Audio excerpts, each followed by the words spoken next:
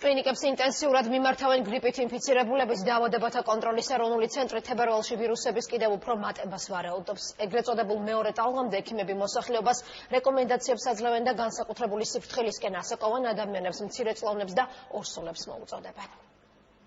სკოლაში ძალიან ავათარიან ბავშვები. ბევრს აქვს ეს ვირუსი, აცლენ ბავშვების სკოლას. გრიპის დაავადების შემთხვევების სიხშირის მიუხედავად ექიმები ირწმუნებიან, რომ ვირუსულ ინფექციათა გავრცელების პიკმა გადაიარა, თუმცა მორიგ ზრდას თებერვლის მეორე ნახევრიდან პროგნოზირებენ.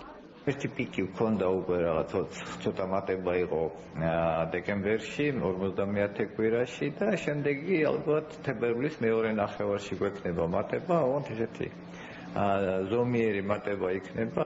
იაშვილის სახელობის ბავშვთა კლინიკის პედიატრი წინა წლების პრაქტიკაზე დაყრდნობით ამბობს, რომ ვირუსების პიკი სამ თვეზე, იანვარზე, თებერვალსა და მარტის შუა რიცხვებზე მოდის.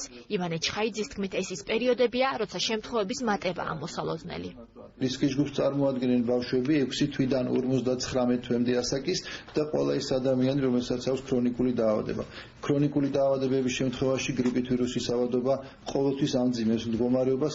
პირადი ჰიგიენის დაცვასა და ოთახის ხშირ განიავებასთან ერთად პედიატრები მოქალაქეებს გრიპის საწინააღმდეგო ვაქცინის გაკეთებას ურჩევენ. თუ თქვენ ახლა გაიკეთებთ გრიპის ვაქცინას, კიდევ არის დრო, რომ ამ ვაქცინამ 2 კვირის შემდეგ დაიწყოს მოქმედება და თებერვალი და მარტი გქონდეთ ასე თუ ისე დაცული ამ ტიპის ვირუსების მიღებისაგან. ჩემი რეკომენდაციაა, რომ ყურადღება მიაქციონ სიმპტომებს, მაგალითად თუ კი მაღალი ტემპერატურა, თავის ტკივილი და გართულებული სუნთქვა 3 დღეზე მეტხანს გაგრძელდება, პაციენტებმა მიმართონ კლინიკებს. ასევე ჩემი რჩევაა, რომ გაიკეთონ ვაქცინაცია, როგორც ვიცი, საქართველოში ბოლო წლებში ამ ვაქცინის შემოტანა ხდება და მსურველებისთვის ხელმისაწვდომია. როგორც სპეციალისტები აცხადებენ, გრიპის საწინააღმდეგო ვაქცია გაკეთებიდან 2 კვირის შემდეგ იწყებს მოქმედებას. ვაქცინაციის საუკეთესო პერიოდი ოქტომბერ-ნოემბერია, თუმცა ექიმების თქმით, პაციენტების უმრავლესობა თავდაცვის ამ საშუალებას არ მიმართავს. ვაქცინაციასთვის არ მეგვიმართავს. მასეთ გარემოში ჩვენ არ ყოფილვართ, რომ ვაქცინაცია გაგვეკეთებინა ბავშვებისთვის. 1 ნოემბრიდან დღემდე საქართველოში სეზონური ვირუსით დაავადების 1059 შემთხვევა გამოვლინდა.